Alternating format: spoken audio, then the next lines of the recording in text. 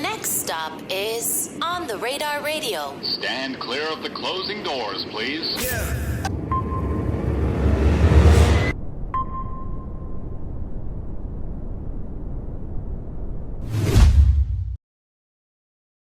Yo, what's good, y'all? It's your boy Fritz, the producer, and we're back with another episode with the On the Radar Beat Breakdown Producer Series. I'm here with my boy, IsoKeys.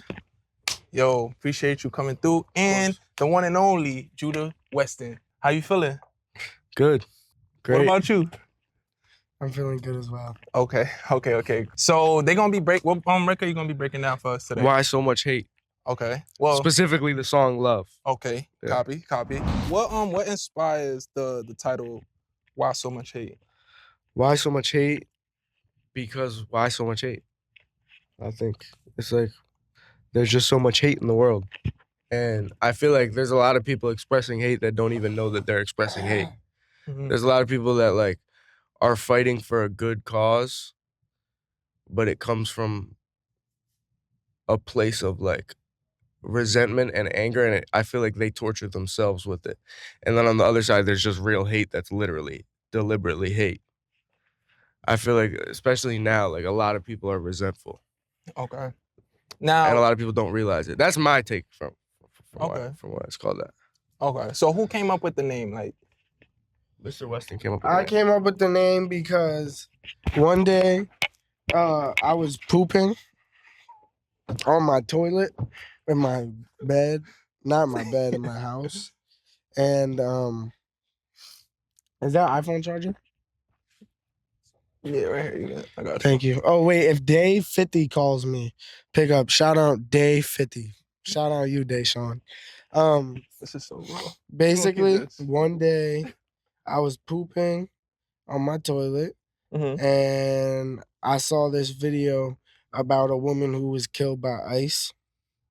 And I just got really emotional and sad. Like, why is there so much hate in the world? Like, and not just from one side. Everybody has hate, no matter what it looks like. Like, you see hate all the time, and it's just like, why have hate? Why not like somebody? Like, why do you not like somebody? There's no point. There's no time in the day to not like somebody. Yeah. You know what I'm saying? Yeah. Why would there ever be time in the day? If you don't like somebody, and I'm talking about everybody, you're just a hater. Yeah. And you deserve to be X'd out of the fucking equation.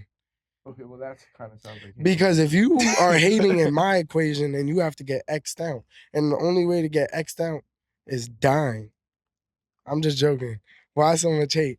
There's no reason for anybody to die. There's no reason to hate. There's no reason to hate. Because listen, why would you hate? Why would you hate? Who do you have? It's pretty time consuming. Everybody say 3 people we love.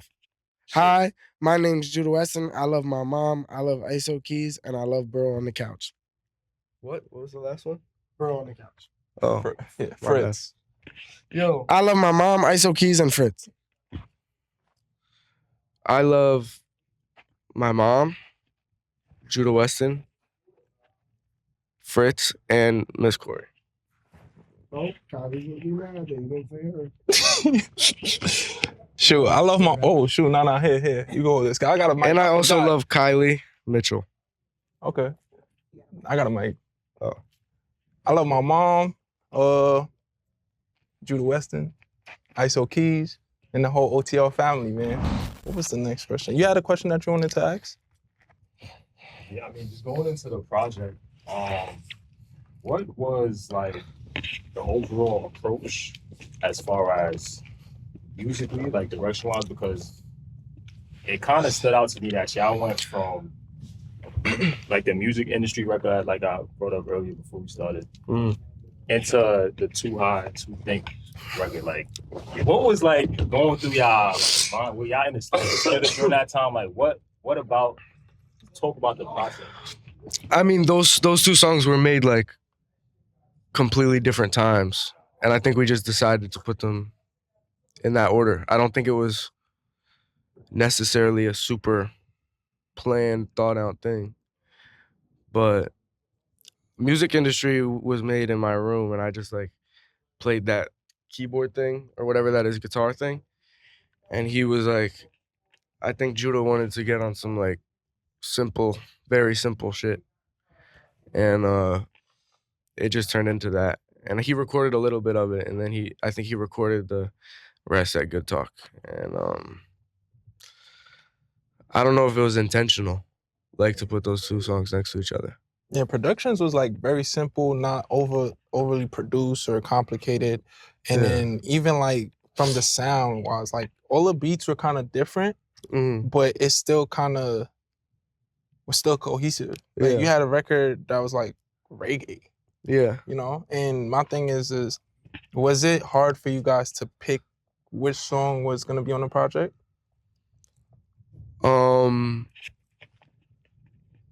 It took some time. I mean, I think we had like a couple different iterations of it, and we landed on this. Honestly, I wish if it were up to me, there'd be more songs on the album, but there were some songs that we couldn't put because samples and stuff. And but it was kind of just all the best songs that we had recorded within the last year. Okay, cool. I would disagree. You would disagree with that? Oh. Well, I think there's a lot of better songs. Yes, I do. All right, this is the last thing I'm going to say is, what's up, you mother pussies? Basically, what I got to say to you all is my brother IsoKeys is going to be the biggest artist in the world from any world, even out of our world, out of our spatial area. And even if you go out of our universe and into the next one, he would still be the best. Why am I about to cry? And then let me tell you all something. This album meant so much to me because I got to do it with IsoKeys. And let me tell you all another thing. I'm going to tell you all two more things before I leave. This shit sucks. So it does make it a lot easier when your blood sibling is the most talented blood sibling in the whole fucking universe or any other universe, because it sucks and nobody has your back. None of these people are your friends. All the rappers are capped. I actually know some of your favorite rappers who actually have this amount of money, like on my mother. This is like $2,000. There's actually rappers who you all actually like, who actually have $2,000, but you'll see them on a private jet. It's not a good life to live. So I'm very thankful I get to do with IsoKeys, and he's going to be the biggest in the world. And love and respect. And shout out you, Miss Corey. I love you.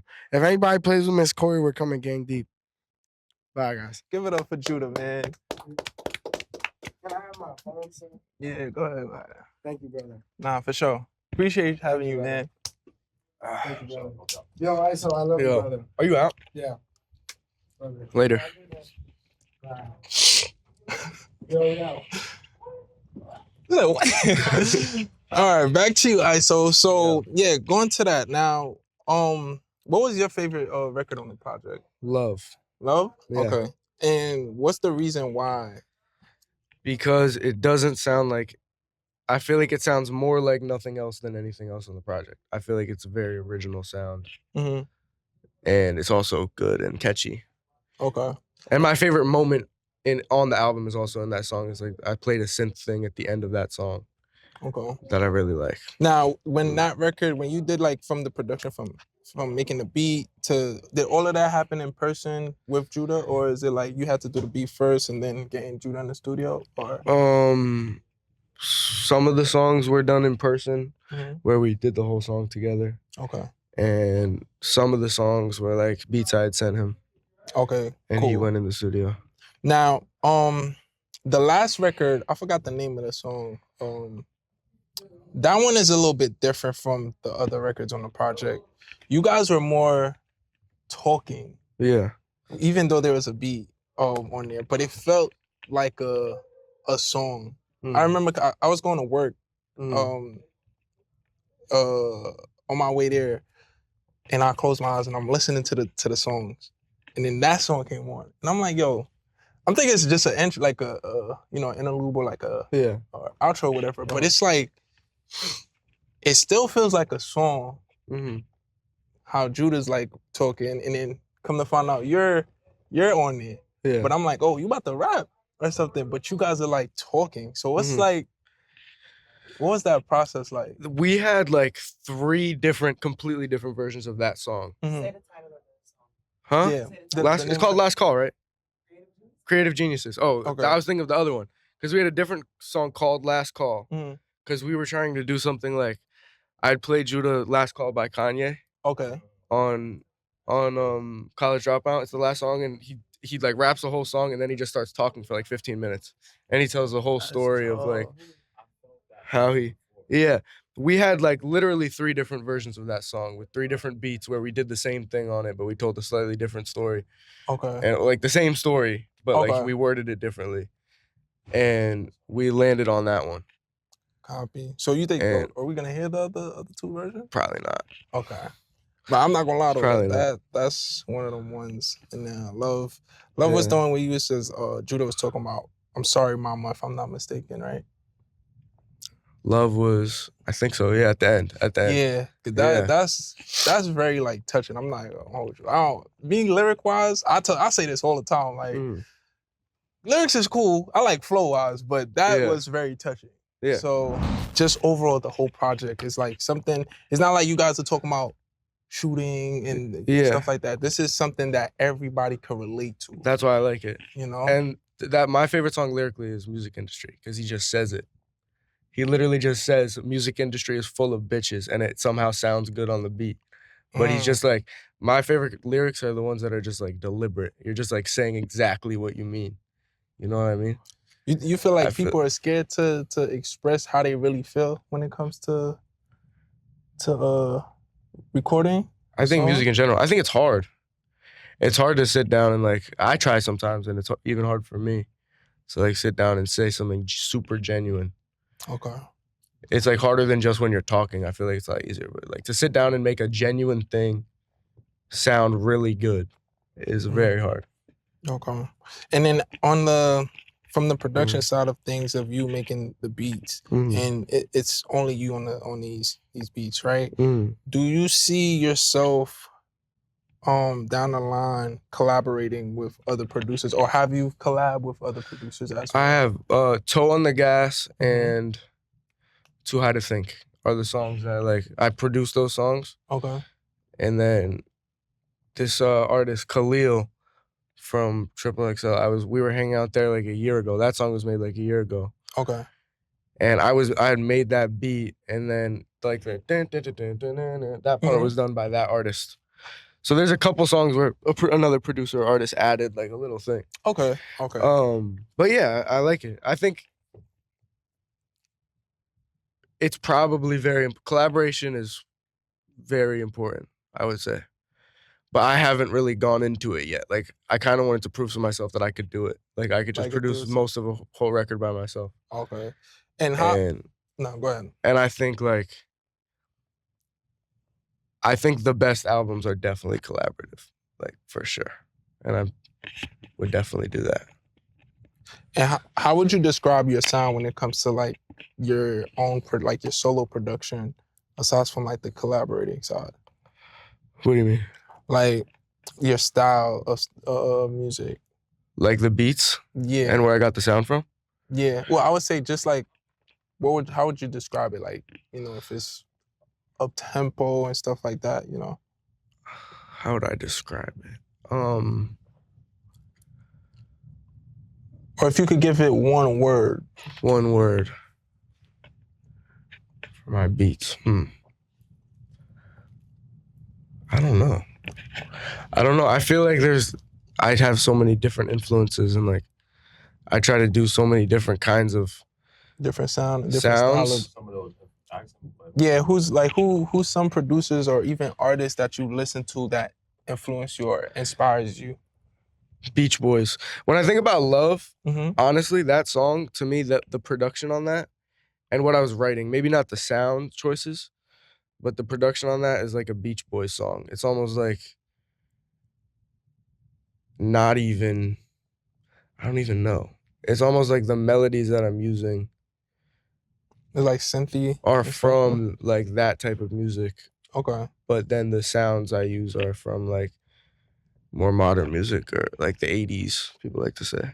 Okay. Yeah, because it's like But- some of the beats, they're like, you have like synth even the drum sound is a little different from like what you hear in today's like production and stuff. Yeah. You know, it's like retro. I can hear it.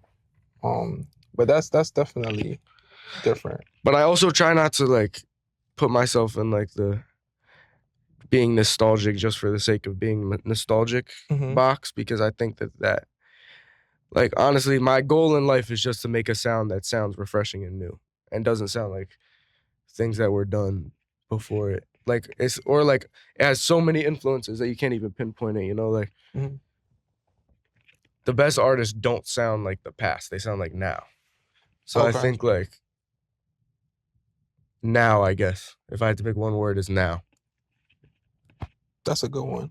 And what does a session look like when it comes to you and your brother in the studio? And the reason why I say this, because I know when you guys came here and did your performance, it's like the whole team was here. It's a different, like the energy is high, you know. Yeah. You guys are just like good vibes, you know. So what does it look like in the studio?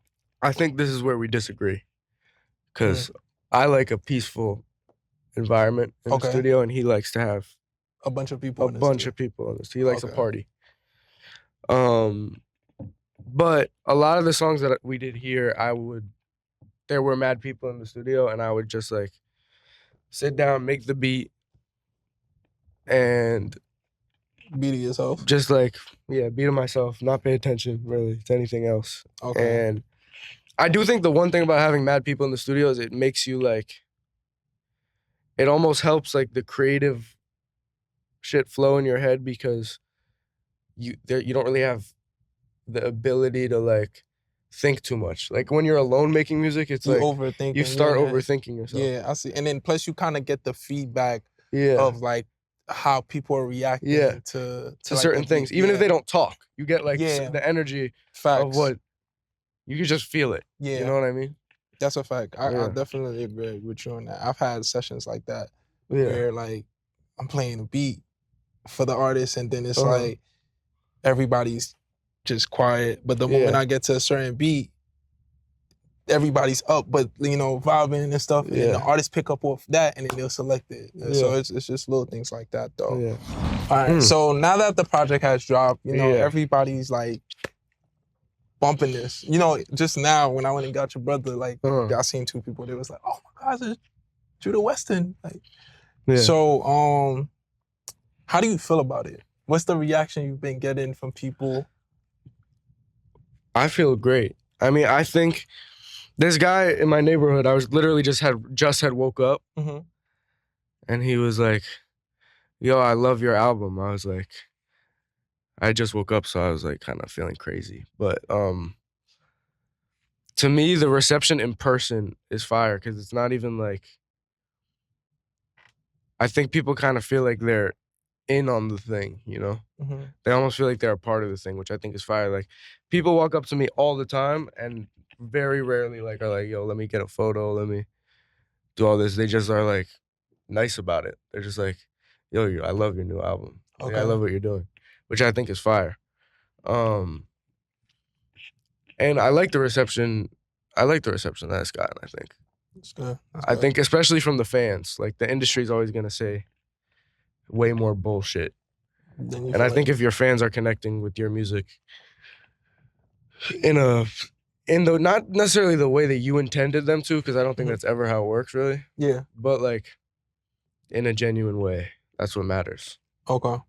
And when it comes to like your personality and stuff, you say like kind of laid back, nonchalant, cool guy, or like how would you describe it? I personally would not say that, no. So how would you describe it? Because you're very like, I'm a chill guy. I'm kind of just tired all the time. I think that might be it. Is it you being in the studio? I'm kind of just tired all the time. Because I can relate to that. Being in the studio all the time, or is it? Yeah, I'm kind of always working. Okay. Like even this week I've had off, I've just been making music. Like, I mean, it's never off. You know, no. You've never had no days off. And stuff. But I used it as an opportunity, because low-key I haven't been able to make music because we've been on the press runs and shit, so I've had no time. But okay. And this is your first time experiencing that? What do you mean? Like, Which part? just the press runs, aside from like, we just make a beat now that we No, honestly, it's good because I have more time on my hands. Like, when we first started making the album, there was kind of no time, like, not time on my hands. There was, like, I wasn't busy enough, I feel like. Okay. And life was kind of boring. And okay. So you feel like you're like, more busy? I like working because it, like, gets my mind off my mind. I stop thinking. I stop, like, being in my head. So I like it. Okay. But it's also, like, there's the other side of it where it's stressful and there's less time to make music and shit. But, yeah. For, like, the producers that want to get in this music game, like, what advice would you give them, especially where you're at in your career? And you're young, you know, you're just starting up. So there's no money in music. I think that's part of the reason why the production quality has gone down since streaming is because there's less incentive for you to be a producer.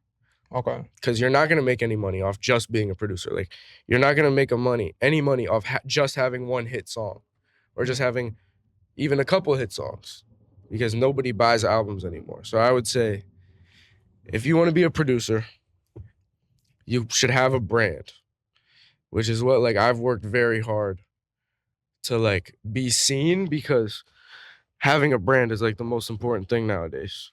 And so I would have a brand.